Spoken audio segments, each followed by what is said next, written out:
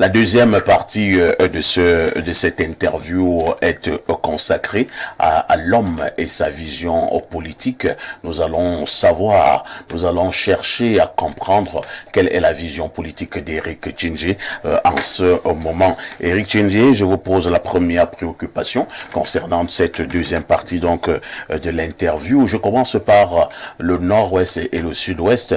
Vous êtes d'ailleurs natif de cette région au Cameroun. Il y a près de 8 ans qu'une crise a débuté de ce côté. Première question, quel est le regard général que vous jetez sur ce que l'on appelle au Cameroun la crise anglophone?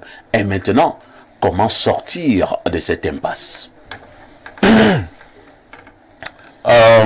Effectivement, il y a une crise anglophone, mais qui m'attriste aussi parce que c'est pas une crise anglophone, c'est une crise camerounaise. C'est une guerre civile. Le mot n'est pas fort? Pas du tout. C'est une guerre civile. Une guerre civile, c'est quand, au sein d'un pays, n'est-ce pas, l'armée de ce pays se met en combat contre un groupe armé dans le même pays. C'est ça la guerre civile. Et parce que les Camerounais n'ont pas intégré ça dans leur pensée, dans leur manière de faire, on n'a pas pu trouver la solution qui s'impose. Donc le point de départ, c'est de reconnaître le fait que ce pays est en guerre. Et une guerre civile. Et depuis, ça fait presque, dans bientôt 10 ans, on est, je crois, la 7e, 8e année, oui. Ça avait débuté en 2016. Bientôt 10 ans. Regardez bien, il n'y a pas eu d'investisseurs dans ce pays depuis le début de cette guerre. Donc ça concerne tout le monde. Ça nous concerne tous. Pas d'investisseurs. Regarde l'image du Cameroun dans les bourses, dans les marchés des capitaux internationaux. C'est en bas, à cause de cette guerre. Le Cameroun est vu comme un pays en crise. Donc ça nous concerne tous. Mais malheureusement, les autorités de ce pays ont réussi à donner l'impression que c'est un problème qui ne concerne que ceux-là. Les gens du nord-ouest et du sud-ouest. Du sud-ouest, ceux-là. Les gens de l'extrême nord, ceux-là. Avec Boko Haram. C'est l'erreur des autorités. Mais entretenue, il me semble. Donc, il est temps de leur dire, oui, à ceux qui nous gouvernent, oui, d'abord qu'ils se trompent, ils sont en train de détruire ce pays. Je suis convaincu que ce n'est pas ce que veut le président Biya et que avec toutes ces conneries, nous ne pouvons pas arriver à son rêve de 2035. Impossible. Impossible. Eric Tchingé, comment faire? Que faire? Est-ce qu'Eric Tchingé a la solution? Que faire pour sortir de l'impasse? En ce qui me concerne, et je veux revenir sur le mot vision. Ça fait 2 ans que je travaille avec un petit groupe de personnes. On était d'abord 6 et maintenant on est 8 qui réfléchissent, n'est-ce pas, sur une vision pour le Cameroun. Des gens qui sont prêts à se mettre hors du jeu politique et regarder le pays sans intérêt particulier. Nous avons un certain M. James Medou, oui, qui est le rapporteur du groupe et peut-être le meneur du jeu. Nous avons 2 professeurs dans ce groupe. Il y a Simon Mounial qui enseigne en Allemagne et Alice Nga Ateba qui enseigne ici à l'université de Yaoundé. Nous avons dans ce groupe M. Léopold Nzesse, l'ancien directeur exécutif de Transparency International, qui a fait une apparition dans ce studio en fait. Et puis nous avons aussi 2 journalistes que nous venons d'intégrer dans le groupe parce que nous sommes en train de passer maintenant à la phase communicationnelle, promotionnelle de ce travail. Il s'agit de Lazare Etundi et Paul Waingan. Donc je crois que j'ai cité tout le monde. J'espère que je n'ai oublié personne. Ah oui, le plus important d'ailleurs, Apollonie Ngono, une influenceuse que peut-être vous connaissez. Donc Apollonie, Alice, les deux dames, Léopold, James Medou, moi-même et Simon Mougnon, depuis 2 ans, tous les vendredis on se réunit. Tous les vendredis. J'ai eu à participer même quand j'étais hospitalisé. J'ai eu, vous ne le savez peut-être pas, une opération à cœur ouvert. Et j'étais dans la salle dans ma chambre d'hôpital et j'ai insisté. Vendredi, on m'a trouvé au téléphone en train de parler. Il dit non, monsieur, vous ne devez pas. J'ai dit non, c'est très important pour moi. Je vous dis ça parce que c'est pas de l'amusement. On a travaillé. Et dans notre vision, dans ce travail, nous avons constaté, le premier point que nous avons constaté, c'est que le Cameroun ne constitue pas une nation. Il faut créer la nation camerounaise. Nous avons un État que Aïdjo et Biya ont créé. Quelle est la différence que vous voulez établir? Mais nous n'avons pas une nation. Pourquoi nous n'avons pas de nation? Parce que quand je vous regarde, quand je vous parle aujourd'hui, qui est-ce que je vois? Est-ce que je vois un Camerounais fier de l'être? Ou je vois un Béti? Ou je vois un Bassa?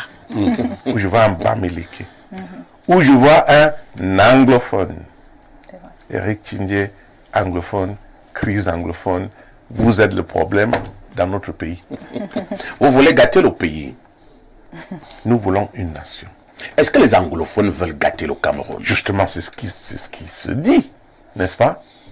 Mais si on était une nation camerounaise, où tout le monde est fier de l'être, on n'allait pas parler des anglophones. C'est qui les anglophones? Parce que un pouvoir étranger s'est imposé à un moment donné sur notre espace géographique et a insisté qu'on parle sa langue et sa culture.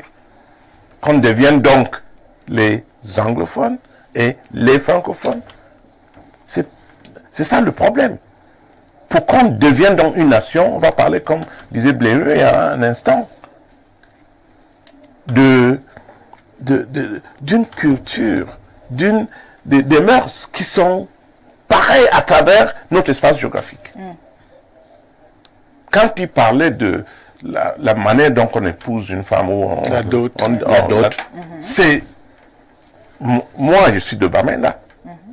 J'ai compris ça parce que c'est ce qui se passe chez moi. Lui il est de Ngomapoubi, il a compris ça. Et toi de Bankomo. Quel Bankomo toi aussi? Tu veux prendre la meilleure endroit de Yaoundé pour je suis de Bankomo. Ok, très bien. Non, je blague. Mais effectivement, c'est ça. Vous savez, nous pouvons réunir ces éléments-là pour en créer une nation camerounaise dont tout le monde a fier. Très bien. Alors, est-ce que vous pensez que la décentralisation peut vraiment améliorer la situation des zones anglophones? Décentraliser les choses, est-ce une solution? Vous savez, tout dépend de la motivation, ce qui nous pousse à le faire, à décentraliser. Si on décentralise parce que nous voulons écarter le problème des autres régions du pays, c'est une fausse décentralisation. Si nous décentralisons parce que nous voulons éloigner certains problèmes, c'est une fausse décentralisation. Moi, je crois que la décentralisation, c'est une très bonne chose. Pourquoi? Parce que ça ramène le gouvernement au niveau du peuple. Okay. C'est ça. Mais ça doit partir du fait que nous voulons resserrer les liens entre gouvernement et peuple. Nous voulons resserrer les liens entre Camerounais. C'est ça, si c'est ça qui motive, n'est-ce pas, ce choix, c'est tant mieux. Mais si c'est pour éloigner les uns des autres. Avant de repasser la parole à Pierre Blériot pour sa question, Éric, restons dans la crise dite anglophone au Cameroun, toujours dans la recherche des solutions. Le gouvernement avait cru bon organisé ce que l'on avait baptisé le grand dialogue national. Au terme de ce grand dialogue national, il y a eu ce que l'on a appelé le statut spécial que l'on avait accordé à la partie anglophone. Jusque-là, Eric Tchindjé, rien n'a évolué ou alors c'était tout simplement du pipeau? Vous savez, j'ai discuté avec Diane Goutet, qui est un ami, un frère, et aujourd'hui le Premier ministre. Avant le grand dialogue, j'étais chez lui, on a discuté. Et il avait des bonnes idées. Même le statut spécial dont tu parles, parfait. Il avait des très bonnes idées pour cela. Mais rien ne se passait. C'était un échec total. Ah bon? Le grand dialogue, qu'est-ce que ça a apporté? Le grand dialogue était un échec au Cameroun? Total. Comment Qui dit ça? le contraire? Et il y avait quand même des sommités quoi? qui ont participé. Aïe, Paix à aïe, son aïe, âme, aïe, le aïe. cardinal Toumi était là. Paix à je son peux âme, te John dire- Fronzi était là. Je peux te dire Comment que- vous pouvez dire que ça a été un échec total? Je peux te dire que j'ai voyagé de Douala à Yaoundé dans sa voiture avec le cardinal. Et on a beaucoup parlé de ce dialogue avant le dialogue. Donc, il y a un certain nombre de choses qu'on entendait, voir la qualité du débat, les résultats, et puis l'action gouvernementale. Il y a eu les deux premiers. Bonne qualité de débat, des grandes conclusions, et rien ne s'est passé après. Action gouvernementale. Il y a des rigolos dans ce gouvernement. Ah bon? Malheureusement. Il y a des vrais rigolos Eric autour. Tchindjé, le gouvernement camerounais n'est pas un gouvernement de comédiens quand même. Il y a des, je dis, il y a des rigolos. Il y en a. Vous des avez rigolos. quelques noms? Je peux vous donner, non? Est-ce que j'ai peur de ces Allons-y. gens-là? Il y a des rigolos autour de ce président de la République qui, je ne sais pas s'ils le font exprès ou pas, pour détruire, n'est-ce pas, toute action du président de la République. Il y en a. Et il veut que je donne les noms. Ok, je peux donner les noms. Non, ça va. Ah, mais voilà. Alors, Eric Tchindjé, quand on vous suit, vous êtes toujours en train de gratifier le président de la République d'une bonne idée personnelle. On a l'impression que vous êtes dans le champ de ceux qui pensent que c'est l'entourage du président de la République qui pose problème. Ce n'est pas encore ma question. Pas du tout. On vous a aperçu récemment dans une sorte de convention du parti Univers autour du professeur Nkoumvondo qui présentait un candidat potentiel à l'élection de 2025. J'ai nommé ici Maître Akeremouna. Est-ce que vous êtes engagé à soutenir Maître Akeremouna comme candidat à l'élection présidentielle de 2025? Je ne soutiens personne qui ne m'a pas présenté un programme. D'accord. Donc, pour le moment, j'attends le programme de M. Akeremouna. Oui. Donc, je ne suis pas allé là-bas pour le soutenir. Oui. Je vais vous dire pourquoi je suis allé là-bas. Mais avant de le faire, laisse-moi dire que nous vivons dans le système BIA. Donc, quand je critique quand je critique, n'est-ce pas, le résultat du travail de ceux qui sont dans le système, évidemment, ça commence avec le président de la République. L'homme lui-même, pour ce que je connais de lui et pour avoir passé des moments avec lui, et de savoir que c'est quelqu'un qui avait une grande idée de ce pays, et de voir l'échec autour de lui comme je vois, alors il y a quelque chose qui se passe que je ne maîtrise pas. C'est lui qui ne communique pas à tous ces gens, ou ce sont ces gens qui ne comprennent pas ou ne veulent pas comprendre ce que le monsieur exige. Vous me parlez de sa vision de 2035. Avec ce que nous faisons aujourd'hui, nous ne pouvons jamais arriver à cette émergence. Donc voilà, M. Biya dit, je veux l'émergence.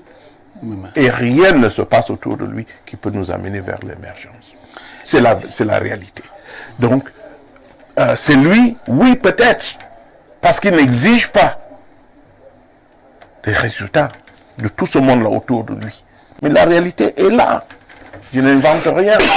Les Beyond sont les plus mauvaises du monde entier. Je n'ai pas encore été dans une capitale avec autant de saleté, de mauvaises infrastructures, mais c'est inexplicable.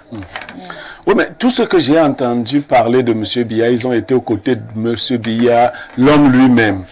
L'homme lui-même. Il a de très bonnes idées. Il a de très bonnes idées. Et s'il faisait un jeu d'avoir de bonnes idées, c'est-à-dire quand il vous entretient, il vous transmet ses bonnes idées, mais après il se dit... Évidemment. Ouais. C'est pour ça en fin de compte, on ne va pas accuser M. Ayolo ou M. Ngongo, je ne sais pas qui d'autre, hein, de mauvais résultats du système Biya. C'est Biya qu'on va accuser. Malheureusement. Ce monsieur va retrouver Dieu d'ici peu. Ouais. Ou c'est maintenant, ou c'est dans 1 an, ou dans 10 ans. Mais il va retrouver Dieu. Peut-être avant nous. Peut-être. Et Dieu va lui demander, qu'est-ce que vous avez fait avec ce que je vous ai donné? Qu'est-ce que vous, Paul Biya, a fait avec tout ce que je vous ai donné? Merci Eric Tchindjé. Et qu'est-ce qu'il va dire le président? Nous allons encore lire quelques messages, Dieu seul sait, et qu'ils sont nombreux. Bonjour parfait, félicitations pour votre initiative. Question à Eric Tchindjé. Es-tu conscient que tu es aujourd'hui le seul anglophone qui peut unir tous les anglophones et les francophones depuis la mort du cardinal Toumi? Vous répondez à la question. Oh là là, on vous donne une grande responsabilité, hein, Eric. Une trop grande responsabilité, et j'aimerais que Dieu m'inspire dans ce sens. Je ne sais pas. Je ne sais pas. La personne le dit, mais si aujourd'hui je me retrouve en train de réfléchir comme ça, je ne suis pas un homme politique. J'ai toujours dit à mes proches, un homme politique, c'est celui qui vous regarde dans les yeux et vous ment. Moi, je suis incapable de vous regarder parfait dans les yeux et vous mentir. Incapable. Un entrepreneur, c'est celui qui aussi est motivé par rien que par l'argent. L'argent, pour moi, c'est ce qui est dans ma poche. Si c'est 2 francs, c'est ça que j'ai. Le reste, donc je ne suis même pas capable de devenir un entrepreneur. Mais, donc je me pose aussi la question, tout le temps. Un jour, j'aurai à répondre à cette question. Monsieur Tchindjé, qu'est-ce que vous avez fait avec ce que je vous ai donné? Un jour, moi aussi, j'aurai à répondre. Et je me suis toujours posé la question, Dieu, qu'est-ce que vous m'avez donné d'ailleurs? Il faut que je regarde. Hein? Je ne peux pas gérer le pouvoir, donc je ne suis pas un homme politique. Je ne peux pas créer, n'est-ce pas, une société et réussir, je ne suis pas un homme d'affaires. Donc, qu'est-ce que j'ai? Et je me suis rendu compte, j'ai compris à un moment donné que j'ai ma voix. J'ai ma voix. C'est pour ça que je dis ma vérité à qui que ce soit. Devant M. Biya, comme devant le caméraman ici. Je dis ma vérité. C'est ce que Dieu m'a donné et je vais utiliser ça. Merci Eric Tchindjé. Bonjour Perfecto. Merci au grand frère Eric Tchindjé pour ses propos sur la crise dite anglophone. C'est une crise entre Camerounais et non anglophones. Autre message ce matin. Bonjour à vous sur le plateau. Alors, bonjour à vous sur le plateau, émission très pertinente. S'il vous plaît, demandez à Eric Tchindjé ce qu'il pense de l'ayopisme. Il ne faut pas déranger Eric Tchindjé avec vos questions là. Ayop, c'est Ayop. On a dit que c'est déjà l'ayopisme. Apparemment, c'est déjà une idéologie, l'ayopisme. Donc, Eric connaît quand même l'histoire d'Ayop. C'est Apollonie Ngono, l'influenceuse qui m'a appris. C'est elle qui m'a parlé toujours d'Ayop. Non, je crois que il ne faut pas ramener des choses sérieuses, n'est-ce pas, à une rigolade de ce genre. Nous avons un pays à construire. Nous avons un pays à construire. Je vais revenir sur votre question, la question que vous m'avez posée sur Akeremona. Oui. J'aimerais revenir sur ça. Parce que tout ça va dans ce sens. Construire un pays dont nous tous, nous pouvons être fiers.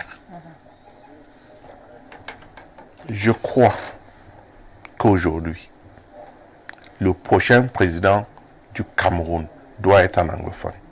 Et pourquoi? Très bonne question. Très bonne question. Je ne le dis pas parce que je suis anglophone, ça ne m'intéresse pas. C'est ce que j'ai cru. Voilà. Je ne le dis pas parce que Hakarim Mouna est anglophone ou parce que je le soutiens. Je vous ai dit, je le soutiens. Je ne veux pas le soutenir tant qu'il ne m'a pas présenté un programme. Mais pourquoi un anglophone? Pour 2 raisons, peut-être 3. D'abord, parce que le problème de fond aujourd'hui au Cameroun, ce qui empêche le progrès de ce pays, ce qui nous empêche de décoller économiquement aujourd'hui, c'est un problème de gouvernance. Un problème de gouvernance. Et nous avons joué depuis 1960, avec le système dit francophone. Leur manière de gérer la chose publique. Aujourd'hui, il faut un choc mental. Changer de système. Permettre à une autre façon de gérer que les anglophones. C'est ça la chance que nous avons. Nous avons la chance d'avoir des Camerounais qui ont compris ce système. C'est pas forcément, un président ne va pas travailler avec les anglophones forcément. Il va travailler avec tout le monde. Mais il va imposer un autre système de gestion de la chose publique. Vous voulez faire comprendre que les anglophones ont une mentalité à part et les francophones ont la leur? Absolument, il y a une certaine culture anglophone que les francophones n'ont pas, ou francophone que les anglophones n'ont pas. Mais quand je dis anglophone, imaginez-vous, il y a tout le monde. Il y a toutes les tribus chez les anglophones aujourd'hui. Alors, j'ai fait l'école avec un ami, Félix Tchala, Apollonie Tchala, qui sont évidemment étonnés. Je ne savais pas. Vous savez quand est-ce que j'ai su? En 87, plusieurs années après le lycée. Je ne savais pas, parce qu'on n'avait pas cette notion de tribalisme. Votre définition de l'anglophonie est différente de celle que quelques-uns originaires du nord-ouest et du sud-ouest nous donnent souvent. Mais la réalité est là. Anglophones, c'est les ressortissants du nord-ouest et du sud-ouest, non pas nos enfants aussi ici qui ont vécu dans et travaillé dans ce système. Laisse les gens. Non, je voudrais que vous précisiez votre compréhension de cette anglophonie. Absolument, je suis entièrement. À partir de là, parce que je voudrais qu'on dégage. Oui. Quand vous dites un anglophone, moi je suis d'accord. Moi je peux vous suggérer quelques noms d'anglophones qui pourraient gérer le pays. Le ministre Atangandi, c'est un anglophone. Non, enfin, le bon anglophone. Enfin, Ah d'accord. Maintenant il y aura des bons et de mauvais anglophones. Non, je parlais du programme politique Oui. qui est clair. Si Atangandi nous présente un... Est-ce qu'un francophone ne peut pas vous présenter un bon programme politique? Non, mais c'est question de culture générale, de Non, mais est-ce qu'un francophone n'est pas capable? Parce que je prends le cas du Rwanda. Non, je parle Le Rwanda a changé totalement de vision. Attends, je peux parler de ces francophones, de ces anglophones qui ont un nom. Ouais. Hein? Sandy Atangana, c'est un anglophone Ouais. qui est né, a vécu là-bas et sort de cette culture. Ouais. Félix Tchala, dont je parle. Une amie, Hélène Gobilika, est anglophone. Je peux citer Félix Mbayou lui-même, c'est un anglophone. Oui. Il y a tout ce monde-là. Donc ce monde anglophone dans lequel se trouve tout le monde. Toutes les composantes, n'est-ce pas, tribales du Cameroun. Tout le monde y est. De là peut sortir. Un anglophone, comme vous dites, anglophone by culture. Anglophone by culture, merci. Eric Tchinjé, nous allons évoluer dans le cadre justement de ce programme. Vous avez commencé à donner quelques noms. Hein. Nous allons aussi prendre. J'ai cité quelques noms. Vous avez cité quelques noms tout à l'heure. Nous allons aussi prendre un nom. Maurice Kamto, il a été candidat en 2018, candidat malheureux. Il a d'ailleurs été deuxième dans le cadre de cette consultation électorale avec 14%. le même Maurice Kamto veut revenir à la charge et ne s'en cache pas pour 2025, dans 12 mois. Quel est le regard qu'Éric Tchidjé pose sur l'homme Maurice Kamto quant à l'alternance au Cameroun? Tu sais, Maurice, que je connais très bien, est très intelligent, un homme intègre et qui peut gérer ce pays. Cabral Libi, un jeune que j'aime beaucoup, intègre aussi, enfin, tu vois, mais intelligent certainement. Au niveau de l'intégrité, vous mettez les gamins. Oui, mais Non, maintenant, parce que je ne le connais pas assez D'accord. sur ce point-là. mais les deux sont francophones. Oui, non, je suis en train de dire que ceux-là peuvent. Mais le moment est venu où il faut changer de cap. Où il faut un anglophone. Il faut un anglophone, sur le plan même historique. C'est le Cameroun anglophone qui s'est joint au Cameroun francophone pour créer le Cameroun que nous connaissons aujourd'hui.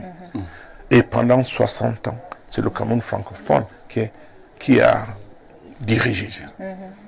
N'est-il pas temps de penser aussi à donner la possibilité à Est-ce que vous voulez faire comprendre à la face du monde que probablement cette crise qui sévit au Nozo, voilà le nœud du problème. Tant qu'un anglophone ne sera pas au pouvoir, nous n'aurons plus jamais la paix dans cette partie du pays. Non, pas du tout. J'espère que même l'anglophone dont nous parlons là sera quelqu'un qui voit le Cameroun d'abord et pas l'anglophonisme ou le francophonisme. Qui voit le Cameroun d'abord. Premier point. Deuxième point. Je ne veux pas mettre en exergue la culture anglaise. Forcément. Mais, parce qu'il y a deux choses. On est parti du fait que le Cameroun ne constitue pas une nation. Le Cameroun, ce que les Aïdjo et Biya ont fait depuis l'indépendance, c'est construire l'État. L'État. Ok? J'espère que cet État, qui était un État francophone au départ, va accepter le fait que dans cet État-là, dans la structure de cet État, nous pouvons introduire l'autre côté de la chose. Mais le plus important, c'est la nation.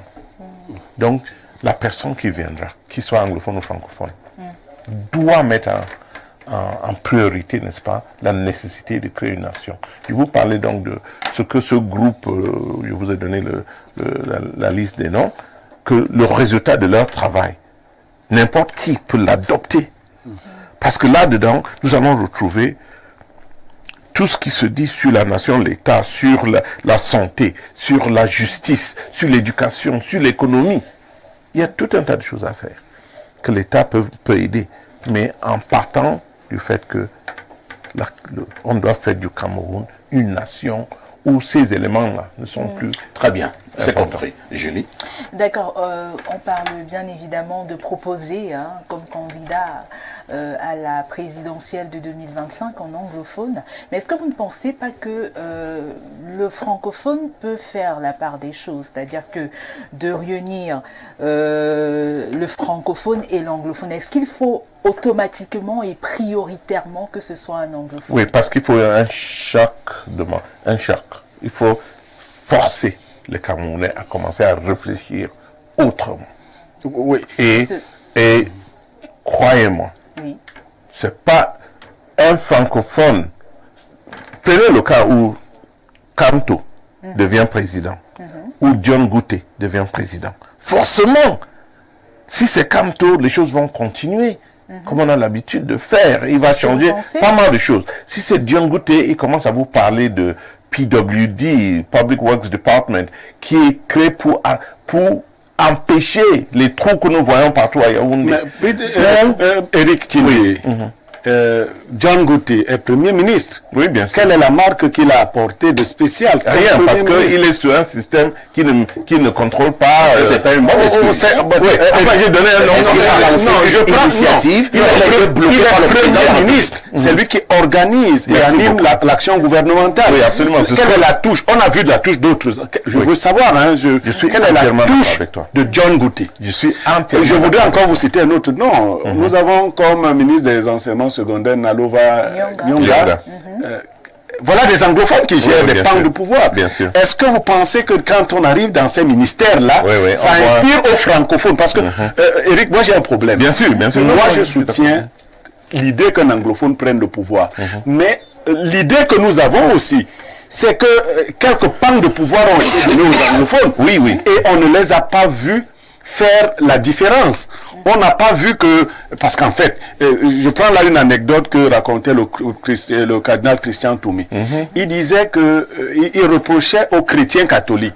Il dit, lorsque vous êtes dans les positions de pouvoir, les non-chrétiens volent et vous aussi, vous volez. Alors, quand les anglophones sont au pouvoir avec les francophones, ils font carrément, sinon pire, hein, parce que je préfère vous le dire comme ça, pire que les francophones dans les mêmes postes. Bien sûr. Qu'est-ce qui va donc inspirer? Parce que pour qu'un anglophone soit honnête, devienne président, il faut bien que les francophones consentent à le voter.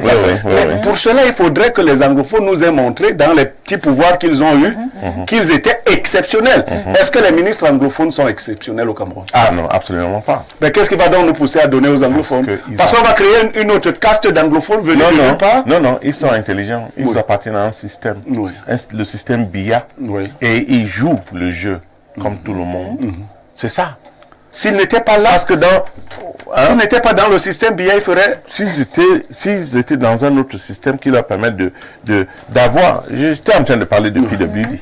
J'étais en train de parler de Vehicle Inspection Department qui s'assure que n'importe quelle voiture ne peut se retrouver sur la route. Je peux vous parler de inspection, comment on appelle ça? Il y avait des structures dans la partie anglophone pour s'assurer que beaucoup de choses qui se passent aujourd'hui n'arrivent pas. Donc, mais c'est... Est-ce que la longue fréquentation francophone n'a pas corrompu aussi les anglophones? Oui, absolument. Même si on donnait à un anglophone aujourd'hui, on serait dans un pays qui ressemble Non, mais il y a quand même des gens... Non, forcément, les gens... C'est tout à fait raison. Je suis d'accord avec vous tous. Mais la réalité, c'est que un anglophone va arriver au pouvoir aujourd'hui et sera obligé de proposer quelque chose qui sort de l'ordinaire aujourd'hui. Forcément. Pas plus tard que hier. J'ai discuté avec un ami, quelqu'un qui est proche au Premier ministre. Je lui ai dit, mais qu'est-ce qu'il a fait? J'ai demandé à la personne. Et j'espère que cette personne est en train de me suivre aujourd'hui. Je lui ai demandé, qu'est-ce que John a fait? Oh, mais tu sais, des contraintes, il ne peut pas, il est quand même Premier ministre, il ne peut pas sortir du cadre, n'est-ce pas, établi par le président de la République et tout ça. C'est peut-être ça qui aussi les oblige à ne pas s'imposer. Moi, j'ai été rédacteur en chef dans ce pays. Je ne suivais pas. J'avais le courage de mes convictions, de mes idées. J'avais le courage mais je me battais avec le feu Mendoza tous les jours. Les gens qui sont à la télévision le savent. Parce que je voulais imposer un certain rythme. Très bien. Donc, moi, je crois que ça peut arriver si on a à la tête quelqu'un qui est capable d'imposer un autre système. C'est compris, Eric Tchindjé. Lisons encore ces nombreuses préoccupations des téléspectateurs. Je suis très bousculé. Ils estiment que je ne veux pas relayer leur contribution auprès d'Eric. Je vais donc encore lire quelques messages. Bonjour Perfecto, le Nomgi de la modération. Excellent plateau ce jour. C'est un régal d'écouter Monsieur Eric Tchindjé. Cette émission doit être rediffusée plusieurs fois cette semaine, si possible. Excellente journée à tous. C'est Mohamed Dunkaondéré qui envoie ce message. Autre message ce matin. Bonjour parfait Haïti et ton riche panel. Je suis très heureux de revoir sur votre plateau l'une des icônes du journalisme camerounais. Qu'est-ce qui empêche Eric Tchindji de rentrer au Cameroun pour enseigner les cours du journalisme à ses jeunes frères, sachant qu'il n'a plus rien à donner aux États-Unis face à la situation qui prévaut au Nozo depuis des lustres? Quelle piste de solution peut-il donner au président de la République pour que la paix revienne définitivement dans ces deux régions de notre pays? C'est Amadou Filemon à Tcholiré qui écoute donc l'émission. Nous allons lire peut-être 2 ou 3 dernières préoccupations. Nous prenons ce message. Alors, que dit le téléspectateur?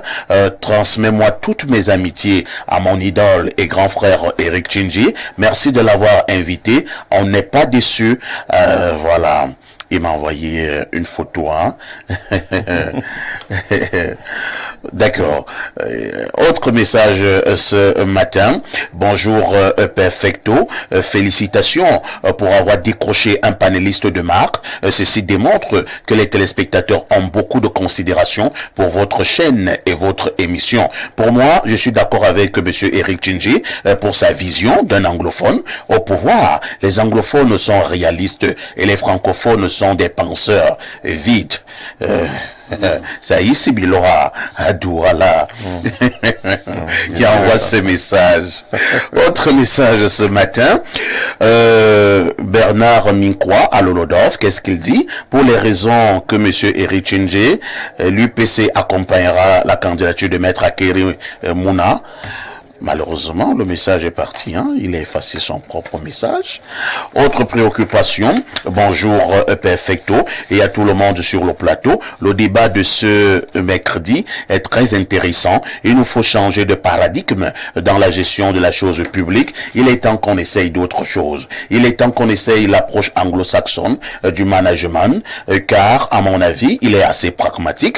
C'est ça qu'on appelle le pragmatisme british. Et historiquement, vous verrez que les anciennes colonies britanniques ont un niveau de développement plus élevé que celles issues des colonies françaises. C'est parce qu'il y a eu une culture de gestion honnête, sérieuse et rigoureuse que ces colons britanniques ont légué à nos sœurs du nord-ouest et du sud-ouest. Bonne émission, c'est Serge depuis Mbankolo qui envoie le message. Eric Tchindji, nous évoluons un tout petit peu.